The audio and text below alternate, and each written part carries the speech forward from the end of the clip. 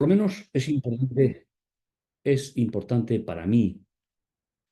Quiero deciros que le he dedicado a este libro más de 25 años de mi vida.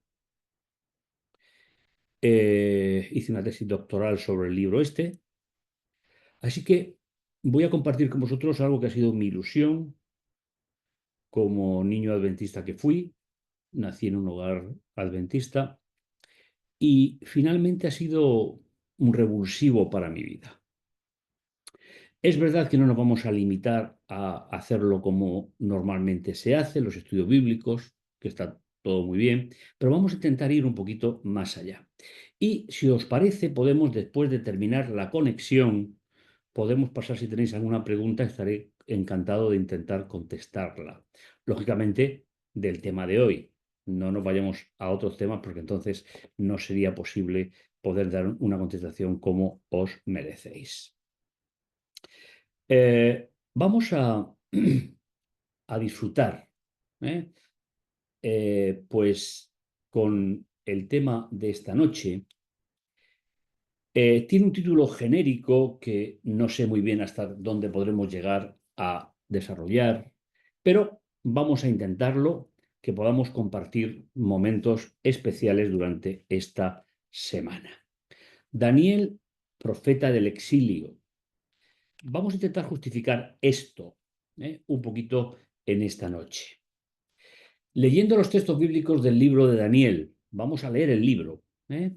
La experiencia del pasado, y eso cuanto más estudias la profecía te das cuenta, se hace presente a través de la profecía. Es decir, cuando nosotros entramos a estudiar la profecía, estamos haciendo parte ese proyecto para nuestra vida. Y eso es lo que iremos viendo a lo largo de las noches de esta semana. Lo que fue en el pasado es solo un capítulo de nuestra historia, no es el final de ella. Y eso los creyentes lo sabemos muy bien, porque una de las características de los seguidores de Jesús es la esperanza.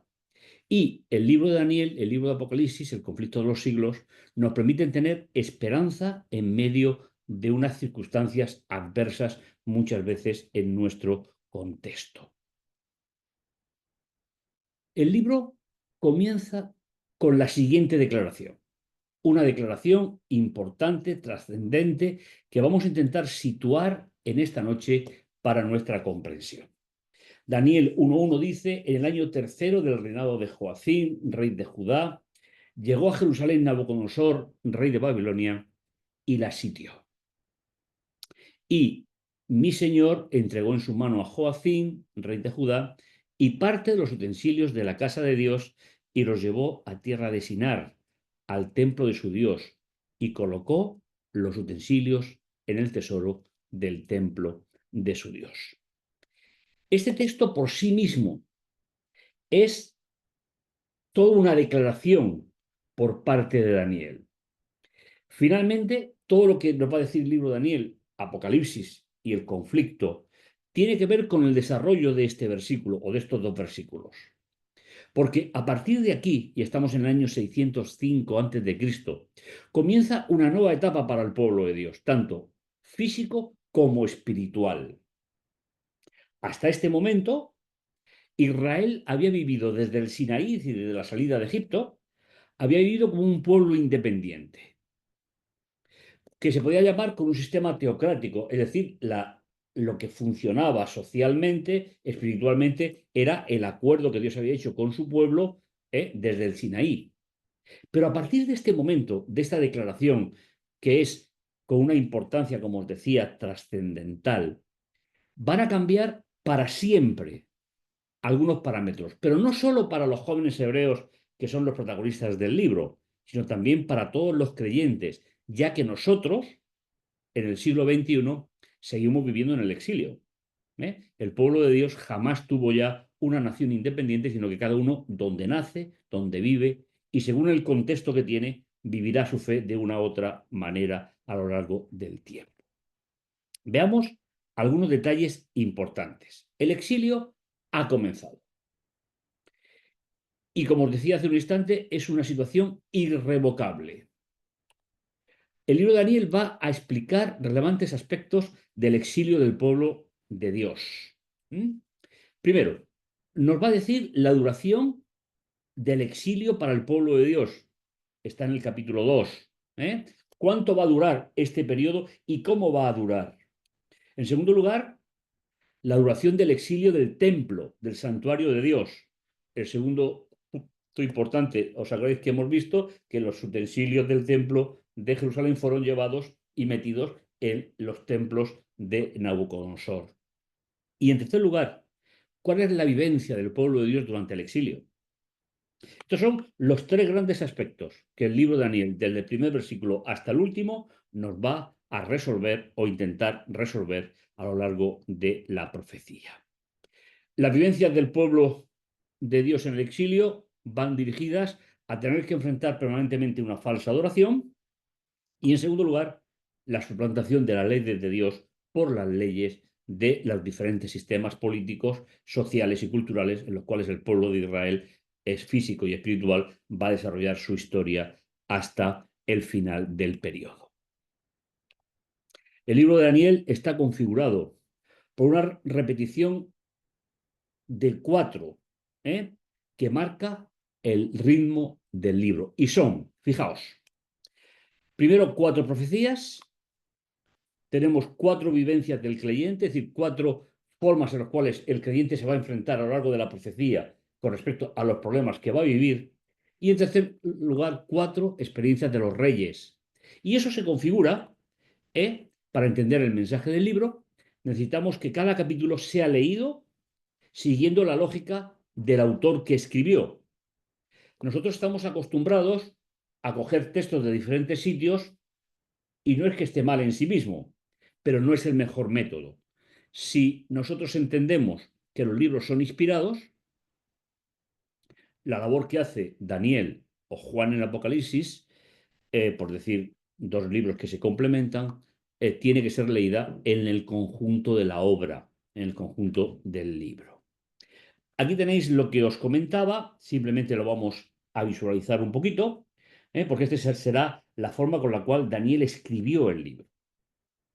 En primer lugar, tenemos dos grandes ideas, que son las visiones completas, que son el capítulo 2 y el capítulo 7, y visiones parciales, que son el capítulo 8 y el capítulo 11.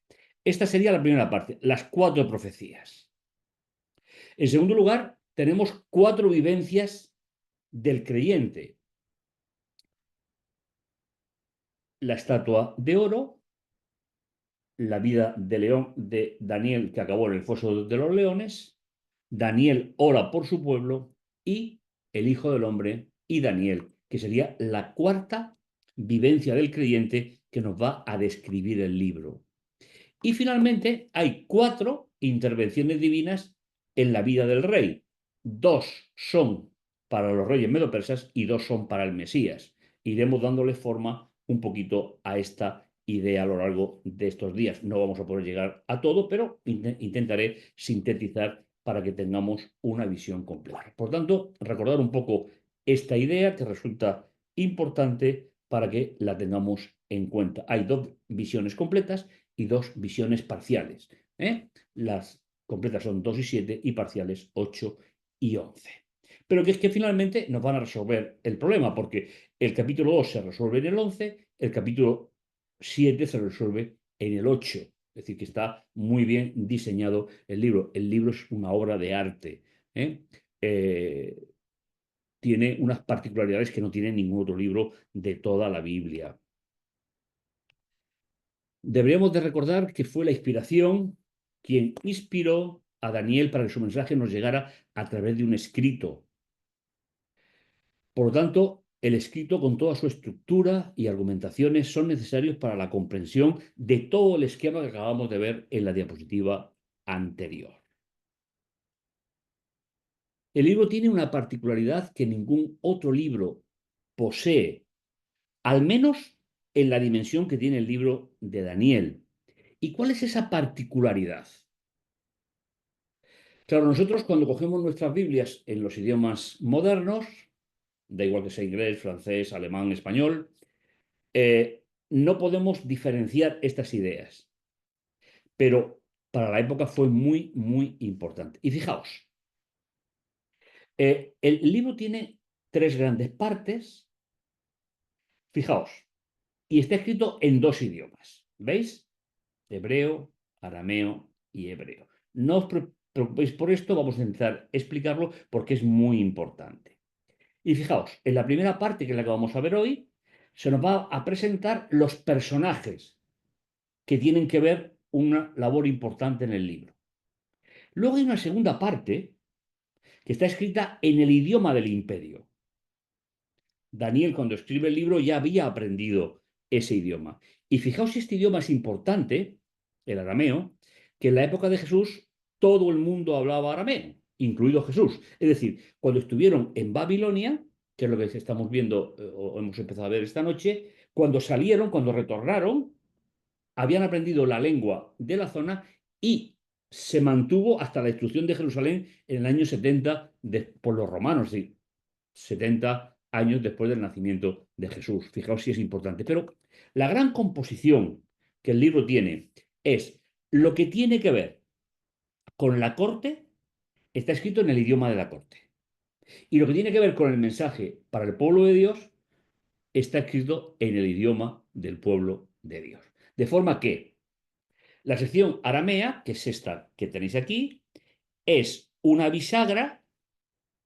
Repito, esto es único en el libro de Daniel. Es verdad que el libro de Esther tiene alguna parte, pero no con la importancia de esta, y alguna otra pequeña parte por ahí por algún profeta como Ezequiel, pero no con la dimensión que tiene el libro de Daniel.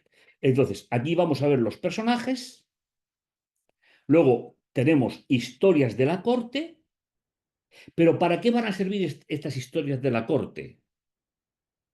La sección aramea es un nexo de unión que une el capítulo 1 con los capítulos del 8 al 12.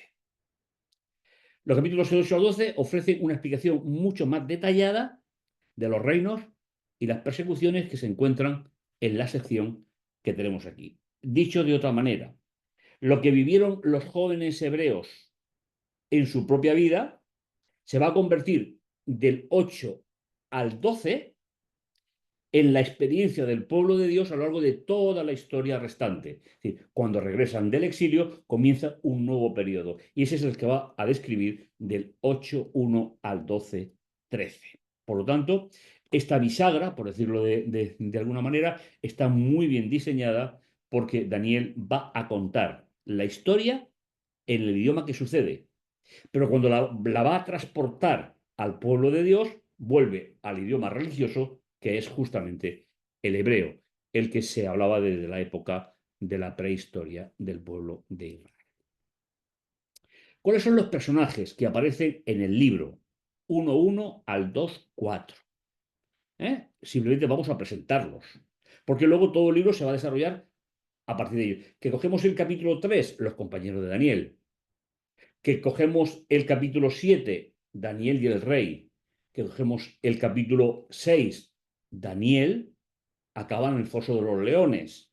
Es decir, todos estos personajes que están en el capítulo 1 nos van a servir para proyectar todo el mensaje del libro a partir de ahora. Personajes que configuran la trama del libro. En primer lugar, hay dos ciudades.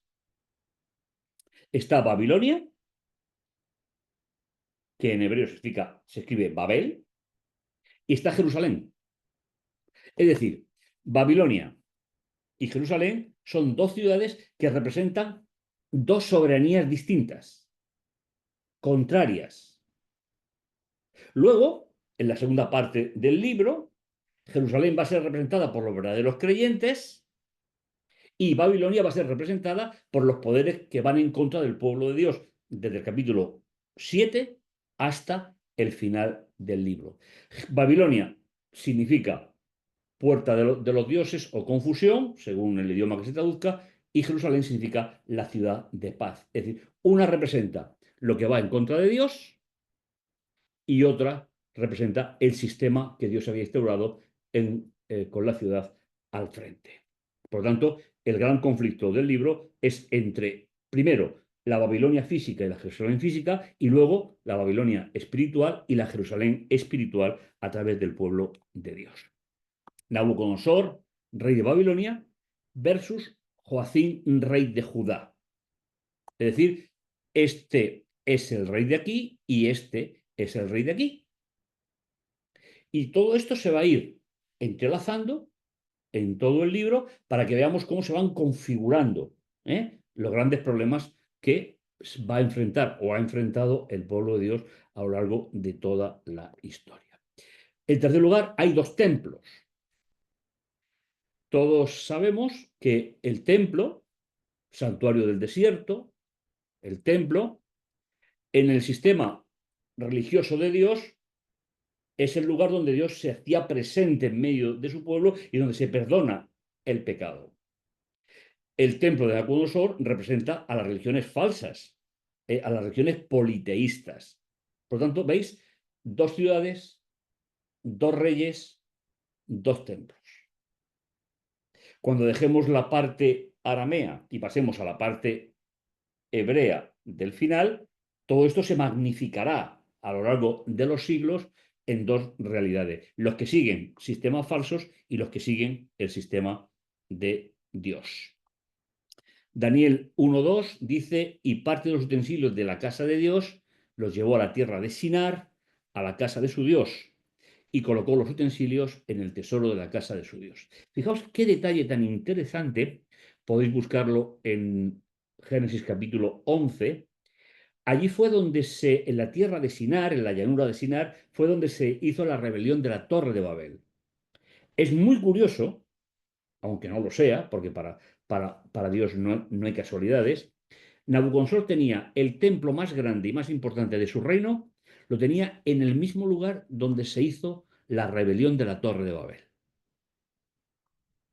Con lo cual, lo que nos está diciendo la historia de los profetas y la de Daniel en concreto es que Nabucodonosor arrastra toda la rebelión de la Torre de Babel hasta la época de Daniel. Y luego, en la segunda parte del libro, habrá una Babilonia espiritual que va a arrastrar todo el problema de la Torre de Babel a la historia del conflicto religioso. ¿Qué significa que los utensilios del templo, el ajuar del templo, es decir, el candelabro, la mesa, qué significa todo eso? La profanación del templo de Dios por un rey pagano. Y esto va a ser uno de los grandes temas de todo el libro. Un dato importante del libro de Daniel, aunque a veces no lo veamos, es la lucha entre los dos templos. El templo de Nabucodonosor, el templo de Jerusalén en la primera etapa, y luego lo que representan históricamente tanto uno como otro. De parte de Babel, el rey Nabucodonosor ordenó a Aspenat. Estos son los personajes del imperio que aparecen en el capítulo 1. El rey Nabucodonosor ordenó a Aspenat, cabeza de los eunucos, jefe de los eunucos, jefe de los eunucos. Posiblemente habéis leído esto muchísimas veces, lo que no sé cuántas veces nos hemos parado en ello, porque es una primera consecuencia del exilio. Hasta ahora, Israel había vivido independiente. A partir de ahora es una colonia de Babilonia. Y la primera gran consecuencia, fijaos, hay una profecía de 200 años, 200 y pico años antes de Daniel, que nos la da Isaías capítulo 39, versículo 6. Fijaos lo que Dios le dijo a Isaías. Aún no estaba el exilio, Babilonia prácticamente aún no se había formado como imperio, estaban los asirios, es decir, que todavía faltaba tiempo, pero sin embargo dice: he aquí vienen días en que todo lo que hay en tu casa, cuanto atesoraron tus padres hasta hoy, será llevado a Babilonia. Es decir, lo que va a contar el libro de Daniel no solo es un hecho histórico, que lo es, no solo es un hecho espiritual, que también lo es un hecho profético. Y de ahí la importancia de este libro. Dice: no quedará nada, dice Yahvé, nada. Y fijaos cuál es el destino de los jóvenes hebreos. y de entre tus hijos, que procederán de ti, perdón, a quienes habrás engendrado, serán eunucos en el palacio del rey de Babilonia. Ahora entendemos por qué aparece en el capítulo 1 el jefe de la guardia, el jefe del harén de Nabucodonosor. Según la práctica de la época, los jóvenes hebreos, al ser llevados a Babilonia, fueron castrados. Eso era una práctica muy habitual en los reyes invasores. Esterilizar a la nobleza, ¿qué significaba? Que cortaban la línea dinástica. Pero es que en el tema de Daniel, a través de Joacim, era mucho más importante. Porque según la profecía de Jeremías, la de Isaías, el Mesías vendría de la tribu de Judá. Entonces, fijaos el problema que se plantea desde el principio del libro. Después habrá que rastrear en la historia cuando se vuelve a configurar la tribu de Judá, es decir, los herederos de David. Cuando llega Nabucodonosor y se lleva a la nobleza de Israel, jóvenes con 16, 17 años, según los términos hebreos, está intentando que la nobleza de ese país, que los reyes de Israel, no tengan descendencia. De hecho, el libro de Daniel nunca dice que Daniel y sus compañeros se casaran, ni formaran familia, ni que volvieran a Jerusalén después de 70 años. Esto fue posiblemente uno de los incidentes personalmente, más duros al cual tuvieron que enfrentarse. Pero finalmente es una profecía. El Señor les advirtió que si seguían como estaban, finalmente no evitaría que Nabucodonosor invadiera, según su criterio. De parte de Babel tenemos esta idea, y finalmente tenemos, por parte hebrea, repito, son los personajes del primer capítulo. El rey ordenó a Aspenat, jefe de los eunucos, seleccionar a algunos israelitas del linaje real, ¿veis?, de la tribu de Judá y de la nobleza, jóvenes perfectamente sanos, de buen parecer, bien formados en sabiduría, cultos e inteligentes y aptos para servir en el palacio. Y él ordenó que se les enseñara la lengua y la literatura de los caldeos. Aquí tenemos un detalle importante. Los caldeos no solo identifican a una raza, que lo hacen, identifican a los que practicaban la magia, los que leían las estrellas. Con lo cual, ¿para qué estaba intentando hacer Nabucodonosor como prototipo de todo lo que se describe en el libro de Daniel? Que el creyente se olvide de su formación, se olvide de su relación con Dios y que acepte la propuesta social, política y religiosa que le toca vivir en cada momento. Al enseñarle la lengua y la literatura de los caldeos, ya eran inteligentes porque pertenecían a la nobleza de Israel, bien formados, cultos, inteligentes y aptos para servir, y además que los formaran, que los enseñaran, a formar parte del grupo de los caldeos, como esclavos de alto rango, pero finalmente como esclavos. Y de parte hebrea, de entre ellos había unos jóvenes judíos llamados Daniel, Ananías, Misael y Azarías. Y estos van a ser los personajes hebreos que van a actuar en todo el libro. Es verdad que Daniel muchísimo más que los compañeros, pero los compañeros también van a tener, por ejemplo, el capítulo 3, van a tener algunas actuaciones también. Entonces, por parte hebrea, ¿quiénes son los personajes? Fueron miles los que fueron deportados, pero la historia del libro se centra en estos 4, que son un prototipo de los creyentes en la segunda parte, a partir del capítulo 7. La fidelidad de Daniel y sus compañeros se va a convertir, a partir del capítulo 7, en la fidelidad del pueblo de Dios a lo largo de la historia. En el libro de Daniel aprendemos varias cosas importantes. Primero, cómo el pueblo de Dios exiliado aprende a vivir en una cultura hostil y sigue siendo fiel a Dios. Y este es uno de los grandes detalles espirituales del libro. Seguramente recordáis, a modo de introducción, cuál fue la respuesta de los tres jóvenes hebreos cuando les obligaron o intentaron que adoraran la estatua. O cuál fue la respuesta de Daniel en el capítulo 6, estamos en las vivencias del creyente, que tuvo que hacer, pero acabó finalmente en el foso de los leones. Es decir, que todo esto son los aspectos que tenemos que aprender del libro de Daniel, cómo el pueblo de Dios exiliado aprende a vivir en una cultura hostil y a pesar de ello ser fieles a Dios. Es un tema recurrente que vamos a ir viendo. En segundo lugar, enfrentando lo que era el pueblo pagano de Babilonia y Medo-Persia. Eso es lo que les compete a estos cuatro jóvenes. La frase etnos pagano, sé que la conocéis, simplemente para recordarlo, se refiere a un conjunto de valores, creencias, actitudes que caracterizan a las culturas y sociedades paganas. Es decir, cuando se dice que tuvieron que enfrentar el etnos pagano, es toda una cultura que viene de la Torre de Babel, que es lo contrario a Dios y que finalmente es lo que va a mandar en el planeta hasta el final de la historia. Como decíamos antes, no es igual para todos y en todas las circunstancias, pero sí es la misma noción. En algún momento de nuestra vida, de vuestra vida, de tu vida, habrás tenido que luchar, que decidir por tu fe y tu esperanza.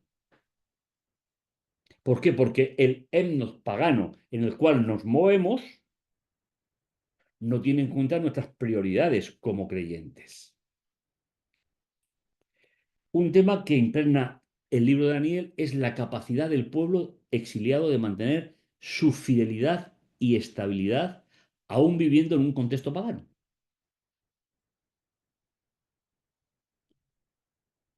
A mí, personalmente, y permitirme que dé una opinión, basarnos solo en la estatua, en las bestias, es seccionar el mensaje del libro. Porque detrás de cada escena de esa hay un creyente, hay un grupo de creyentes. Y si tú estás aquí en esta noche, o yo mismo, es porque somos creyentes o nos estamos acercando a Jesús. No sé el caso de todos vosotros. Y ninguno de nosotros vivimos en un etno religioso de Dios, sino en situaciones paganas. ¿eh? Entonces, hay una idea importante y es mantener la fidelidad y la última frase de la última parte de la frase, son incapaces de comprender las creencias de los exiliados.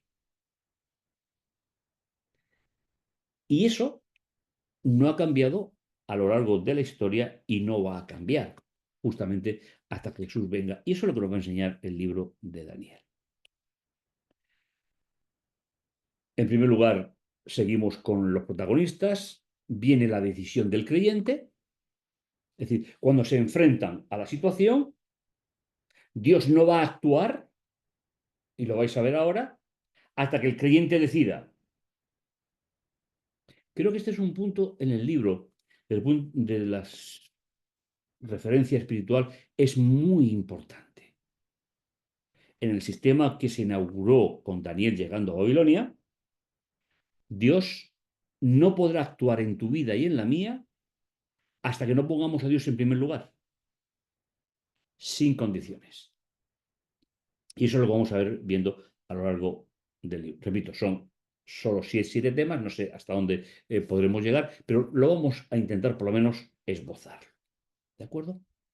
Daniel decidió en su corazón no contaminarse con la comida del rey ni con el vino que bebía, por lo que pidió al príncipe de los eunucos que los dispensara de esa contaminación. Haciendo alusión a este versículo, al 8, ¿por qué esta decisión por parte de Daniel y sus compañeros? Porque hay algo que nosotros no estamos acostumbrados, pero que entonces se hacía.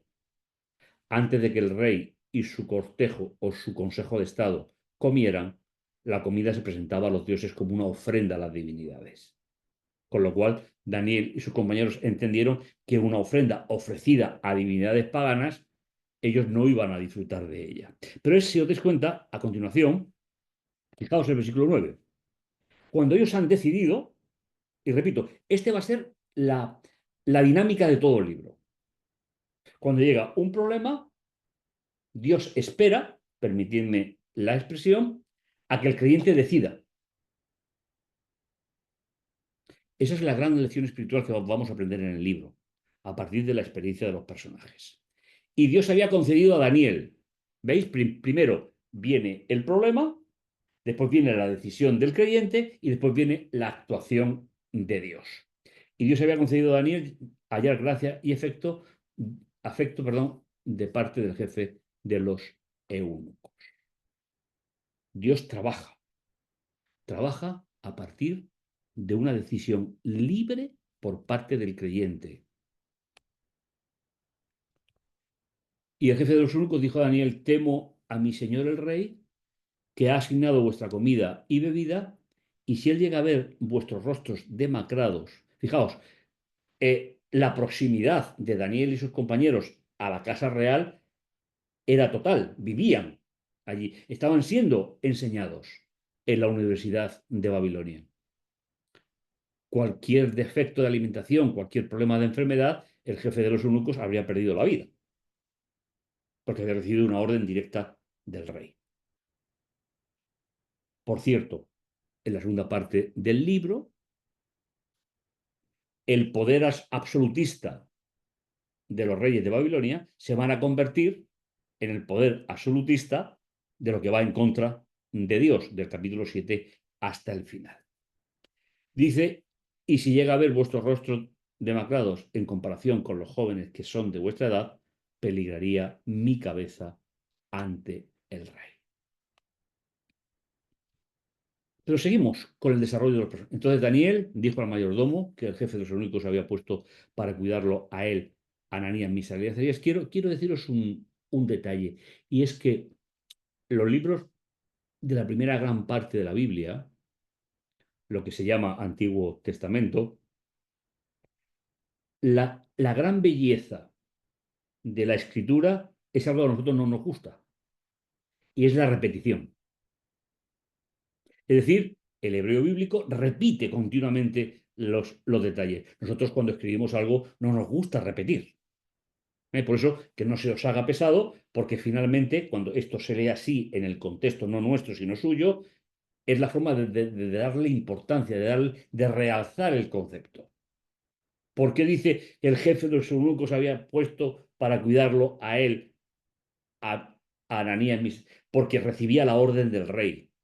Entonces, creo oportuno remarcar la situación. Te ruego que hagas la prueba con tu siervo durante 10 días, que nos des legumbres para comer o vegetales y agua para beber. Ninguna connotación más deberíamos de hacer aquí.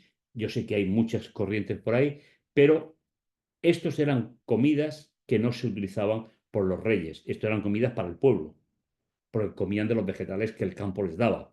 Ellos comían de la mesa real. Entonces, la forma de quitarse toda comida presentada a los dioses es comer verdura y beber agua, con lo cual ni el vino que era presentado a las divinidades, ni los vegetales era la comida preferida de la mesa del rey, con lo cual estaban quitándose el problema. Y luego se ha comparado nuestro semblante con el rostro de los jóvenes que comen la comida del rey, y haz después con tus siervos lo que hayas, según hayas visto. Veis que desde el versículo 9, donde Dios entra a actuar en la vida de Daniel, la confianza de Daniel se va reforzando. Y esta será una de las grandes lecciones del libro de Daniel. Las dificultades de la vida no son para hundir al creyente, son para estrechar la relación del creyente con Dios. Y eso es lo que vamos a ir viendo a lo largo de todo el libro. Y él convino con ellos, hizo la prueba durante 10 días, Al final de los días, su semblante tenía mejor parecer y estaban más saludables que todos los jóvenes que comían los delicados manjares del rey. 10 días no es una gran cosa, pero en las manos de Dios un segundo es suficiente. Una de las cosas que tendremos que aprender en la lectura del libro de Daniel es que la situación del creyente después del exilio es que siempre estará obligado a dar una alternativa. A veces nos sorprendemos de que en países de libertad como los que vivimos, más o menos, que por nuestra creencia perdamos el trabajo o alguna cosa por el estilo. Lo que tenemos que aprender, y eso nos lo va a enseñar muy bien el libro, es que quien ostenta el poder, que son de una u otra forma herederos de Nabucodonosor, con todas las variantes, no tienen por qué conocer nuestras preferencias. Para no enfrentarse contra el rey, Daniel y sus compañeros llegan a una alianza, un pacto con un segundo nivel, que seguramente el rey no les ha hecho nunca caso. Se conocían, era el tutor de ellos, convivían en la universidad con el tutor este, los conocía. Por eso aceptaron la propuesta de Daniel y sus compañeros. Por lo cual el mayordomo se llevaba la porción de la comida de ellos y el vino que habían de beber y les daba legumbres y agua. La decisión de los jóvenes hebreos en favor de Dios les llevó a vivir una situación histórica y real, muy real. Fijaos, pudieron resistir la orden del rey presentando una alternativa. No podemos pretender que los que no conocen nuestra forma de vivir o de pensar sean capaces de generar una alternativa.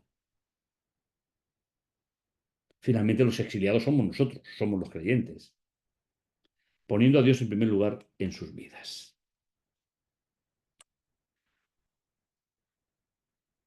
Él convino con ellos, hizo la prueba, como acabamos de ver, ¿eh? Y finalmente, y estamos llegando al final de los personajes. Dios concedió a estos 4 jóvenes conocimiento e inteligencia en todas las letras y ciencia. Y a Daniel, además, interpretación de visiones y sueños. Y el propio libro de Daniel es el resultado no solo de lo que había aprendido en cuanto a letra y ciencia, sino la parte que Dios le proporcionó de interpretar visiones y sueños. Y esa es la gran misión que Daniel va, o ese rol, va a tomar en el libro de estar interpretando sucesivamente, por lo menos en los primeros 6 capítulos. Luego ya las visiones las recibe Daniel y será personajes celestiales quien le interprete, pero sigue siendo el mismo esquema. Al cabo del tiempo, el rey había fijado para prepararlos, habían pasado 3 años, que era lo que duraba en Babilonia la enseñanza universitaria. El jefe de los eunucos los llevó delante del rey Nabucodonosor. ¿Eh? Le concedió, le dio, y nos queda un punto importante, que es precisamente la interpretación de sueños. Ya a partir del capítulo 2, los compañeros de Daniel van a pasar a un lugar más secundario y Daniel, por esa facultad que Dios le otorgó, va a ocupar un lugar más importante. La presentación la tenemos en el capítulo 2, versículo 1. En el segundo año de su reinado, Nabucodonosor tuvo un sueño, su espíritu se perturbó de tal manera que no pudo seguir durmiendo. Y ahora, y lo veremos en todos los capítulos, la crisis ya no es de los jóvenes hebreos. La crisis es en palacio. La crisis es en el rey. Y Daniel va a ir resolviendo poco a poco, por la ayuda de Dios y esa capacidad que tenía de resolver los sueños, y va a trazar la historia del pueblo de Dios en el exilio. Y en cierto modo llegará un momento en la profecía que tú y yo estaremos involucrados por el tiempo que nos toca vivir. Y ojalá que aprendamos del pasado y que podamos ser, en cierto modo, personajes ilustres del libro de Daniel, aunque sea de forma espiritual, que finalmente es lo que Daniel quiso dejarnos con el libro. Y el último versículo del libro de Daniel, el primero del libro es la llegada del exilio y el último versículo, y tú, Daniel, te levantarás e irás hasta el final para recibir tu herencia. Es decir, el libro acaba con la palabra herencia. Curioso, están en el exilio, viviremos en el exilio, pero hay una herencia. Esa herencia también va a ser descrita en Daniel y muchísimo más ampliamente en el libro del Apocalipsis. Espero y confío que podamos ilusionarnos con este proyecto, que podamos disfrutar de una experiencia religiosa más que cronológica o histórica o fechas, que tendremos que utilizarla como un material de apoyo, pero que finalmente veamos detrás de eso, veamos siempre una historia de enfrentamiento entre Babilonia y el pueblo de Dios, la ayuda de Dios y cómo se van resolviendo a lo largo del camino. Ese es mi deseo para vosotros en esta noche.